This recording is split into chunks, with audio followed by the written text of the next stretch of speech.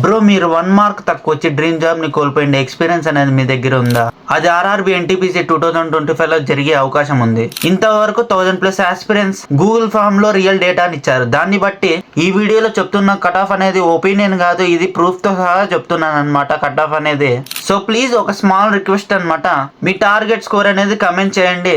ఎందుకంటే ఈ రోజు కానీ మీరు టార్గెట్ స్కోర్ అనేది కమెంట్ చేసినట్టయితే మీకు జాబ్ వచ్చిన తర్వాత ఒకసారి ఈ వీడియోలో చూసినట్టయితే మీరు కమెంట్ చూసి మీరు హ్యాపీ అవుతారనమాట. లైక్ చేయడంతో మన ఎఫర్ట్ అనేది చాలా మందికి రీచ్ అవుతుంది. ఎవరైతే సీరియస్ ఆస్పిరెంట్ ఉంటారో వాళ్ళకి మాత్రమే ఈ వీడియోని షేర్ చేయండి. సక్సెస్ వచ్చిన తర్వాత ట్రీట్ చేయడం మాత్రం మర్చిపోకండి. Let's begin the real analysis. Last time ALP exam యొక్క కట్ ఆఫ్ అనేది ఈ మెథడ్ యూస్ చేసి మనం కనుక్కున్నాము. అది ఎగ్జాక్ట్ కరెక్ట్ అయింది. 1000+ స్టూడెంట్స్ యొక్క డేటాను కలెక్ట్ చేసి మనం వాళ్ళ యొక్క అటెంప్ట్స్ యాక్యురసీ కేటగిరీని బేస్ చేసుకొని మనం కట్ ఆఫ్ చెప్పాము. అది ఎగ్జాక్ట్ గా కరెక్ట్ అయింది. అలానే సేమ్ ఆర్ఆర్బి ఎన్టీపీసీ కూడా ఇప్పుడు చూసేద్దాము. ఇప్పుడు వరకు 8 షిఫ్ట్స్ అనే కట్ ఆఫ్ అనేది చెప్తున్నాను. ఇప్పుడు దాకా జరిగిన ఎగ్జామ్స్ ని బట్టి మనకి మ్యాథమెటిక్స్ లో 26 to 27 అందరూ కరెక్ట్ చేశారనమాట. రీజనింగ్ వచ్చేసరికి మనకి 27 నుంచి 28 కరెక్ట్ చేశారు. కానీ జీకే జిఎస్ కి వచ్చేసరికి అందరూ చాలా డౌన్ ఫాల్ కి వచ్చేసారు. ఎందుకంటే జీకే జిఎస్ క్వశ్చన్స్ అనేవి చాలా టఫ్ అడిగారు. చాలా మంది స్టూడెంట్స్ 15 నుంచి 18 క్వశ్చన్స్ కరెక్ట్ చేయగలిగారు. యావరేజ్ కి వచ్చేసరికి 66 మార్క్స్ అనేవి వస్తున్నాయి అందరికి. 66 మార్క్స్ సెలక్షన్ అనేది వస్తుందో అదే ఇప్పుడు చూద్దాము. మనకి వేకెన్సీస్ అనేటివి 8000 వేకెన్సీస్ ఉన్నాయి. ఫామ్ ఫిల్అప్ చేసిండేది 58 lakhs. అందులో 50% అటెండెన్స్ అనేది ఉందన్నమాట.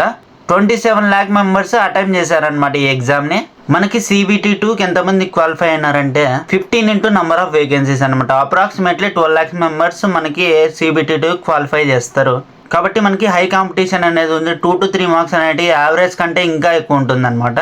దీన్ని బేస్ చేసుకుని మనం కట్ ఆఫ్ చూసినట్టయితే జనరల్ కేటగిరీకి వచ్చేసరికి మనకి 72 నుంచి 75 మధ్యలో ఉండాలి మార్క్స్ అనేటివి.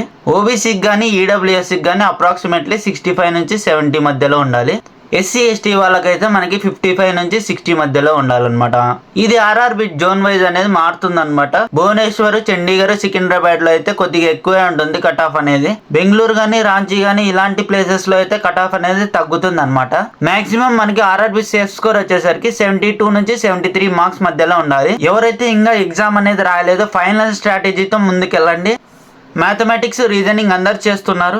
ఎవరైతే జీకేలో ఎక్కువ స్కోర్ చేయగలుగుతున్నారో వాళ్ళకి మాత్రమే ఫైనల్ సెలక్షన్ లో జాబ్ రావడానికి ఛాన్సెస్ ఉంది. అప్రాక్సిమేట్లీ జీకే జిఎస్ లో మనకు 20 అబోవ్ ఉంటే చాలు. మన టార్గెట్ స్కోర్ వచ్చేసరికి 73 నుంచి 75 మినిమం ఉండాలి. సో మనం ఈ వీడియోలో కట్ ఆఫ్ ఎంత ఉందో తెలుసుకున్నాము.